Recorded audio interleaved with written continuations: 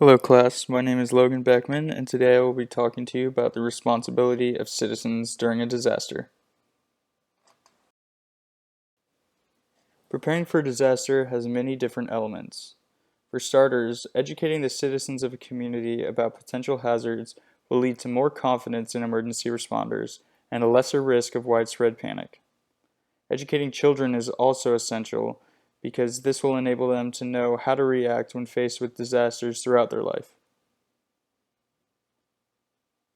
The utilization of an emergency survival kit is essential when preparing for a disaster. An emergency survival kit should be able to last you and your family 3 days in the event that you become stranded from any type of assistance.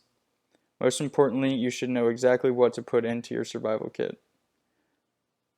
Some things to include in your survival kit include water, at least a gallon per person per day, non-perishable foods, a battery or hand crank powered radio, flashlight and or lantern with extra batteries, and a first aid kit.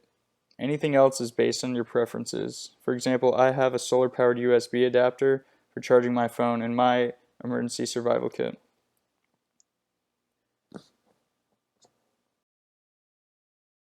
Plan for different types of disasters and know what type of disasters you may face. One of the most important responsibilities of citizens in regards to preparation for a disaster is to know the location of shelters and evacuation routes. In the case of a disaster, it is essential that you know where the closest shelter is and the evacuation procedures of your town. You may have seen signs such as this one on the sides of highways and interstates that indicate the evacuation route, but it is essential to know what the route is ahead of time, as well as any shortcuts that may cut time in the instance that there is heavy traffic. Knowing the safe zones in your house is a huge responsibility for citizens during a disaster. If you have a basement, that may be your safe zone in the case of a tornado.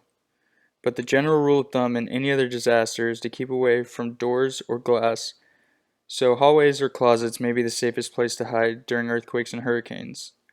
Basically, you just want to avoid any place with loose objects.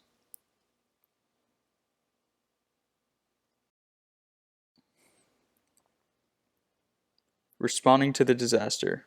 Stay informed. If you still have electricity or cable, keep the local news on and wait for any direction the local emergency responders may give. If you do not have electricity, use the battery-powered radio from your emergency survival kit and stay tuned, following any direction you are given from emergency responders. Do not panic. Panic can not only cause you stress, but it can also create distrust and more stress amongst your family. Just keep calm and trust what you have learned from your local and state governments. Be willing to help. Local responders may need your assistance in the case that a search and rescue mission is necessary. Be willing to help out in any way, knowing that your fellow citizens will do the same for you.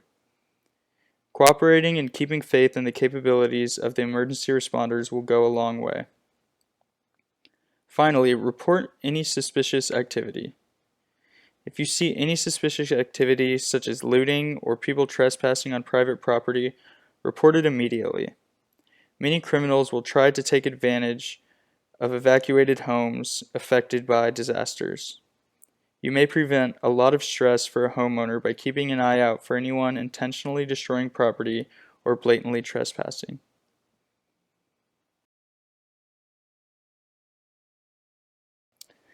This concludes my presentation for the responsibility of citizens during a disaster.